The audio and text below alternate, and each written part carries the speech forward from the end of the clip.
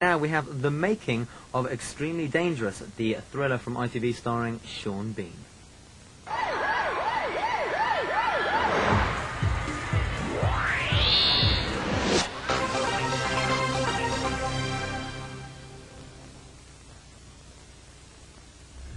So, we can do this the easy way.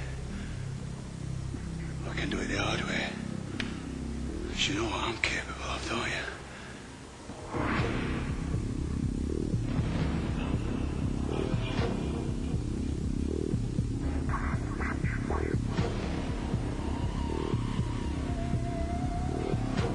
So long as Neil Byrne has the slightest interest in any one of us, he remains a threat. I saw the police photographs.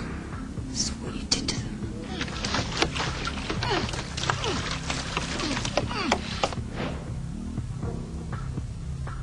Pork crackling. Just thinking out loud. Gebert! Alan Gebert! Shouldn't smoke for a while.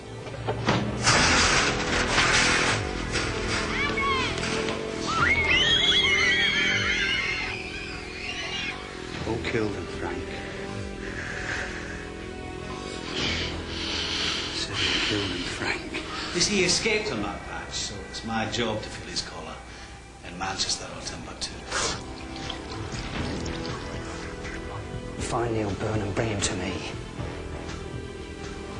I want a word with him before he eventually dies.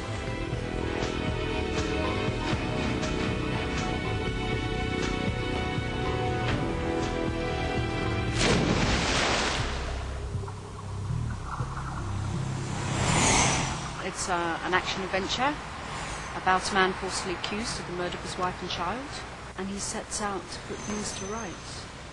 Well, the idea is that our principal character, played by Sean Bean, is being transferred from one prison to another, and he's set up the transfer by whatever means so that he can be on a particular railway line at a particular time, and he knows that the train will slow down as it approaches a red light. Yeah, Byrne. Yeah? You're not reading that bloody book in there, are you? He's managed to kid the guards to let him go to the toilet cubicle. He bashes through the window, having released his handcuffs, and quite literally jumps from the train into the night.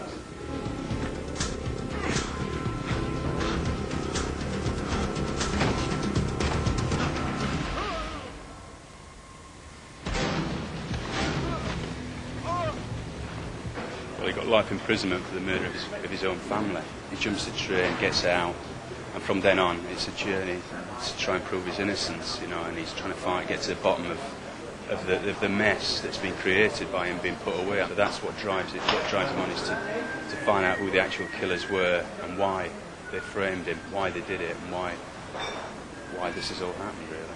There was a man on the run, living by his wits, a guy who's a very tasty character. When he jumps off the train, he goes back to Manchester because that's where the horror story took place, and that's where where he was arrested, and that's where his work in the underworld, kind of like the Northern Mafia, was taking place.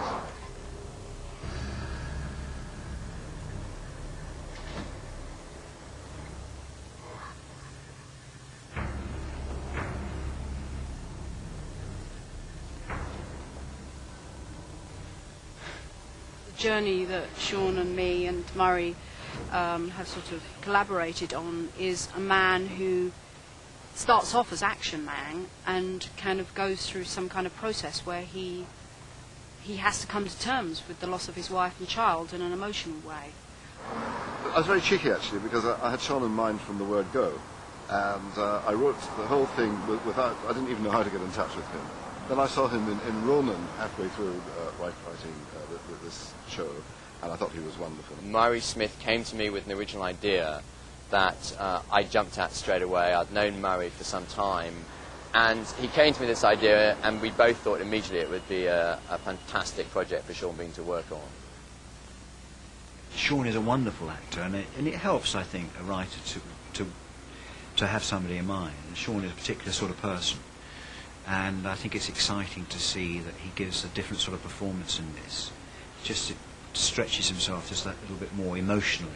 Sally's managed to wrench that out of him, and it's good. The thing about Sean is that so far, and I hope he doesn't mind me saying this, he's been wonderful as the hard man. I mean, it's trivial. And I thought, this guy really has such depths in him which no one else has plumbed. I read the first version of the script. It was a very exciting, interesting piece. A very interesting character. Lots of opportunity to explore different sort of characteristics of this man. He suffered a great tragedy, and that's what drives him on, is to just clear his name and find out who the killers were. One of Sally Aprahamian, our director's great attributes, is her work with the actors. She brings a lot of energy to the show. She's not a dominant person, but she's a very determined director.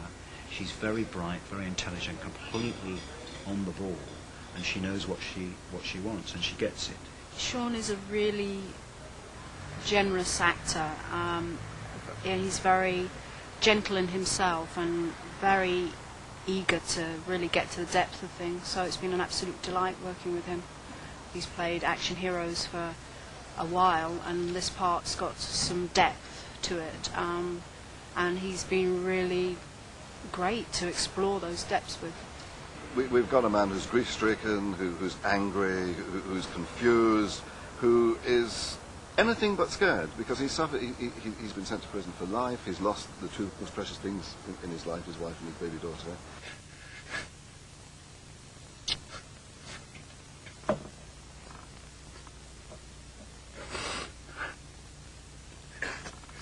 All these different emotions, I was confident that this man who up until now has been the hard man actor could do, and he's doing it brilliantly. As everyone will see, he's also very hard. He's also very scary.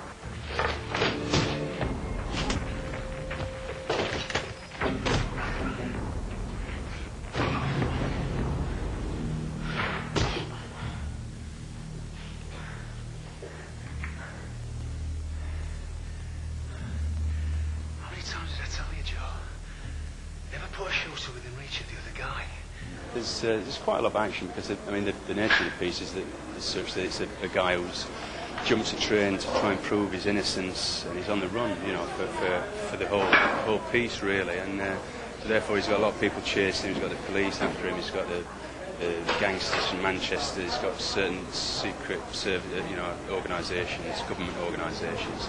So he's always trying to get himself out of scrapes and stuff like that, and escaping.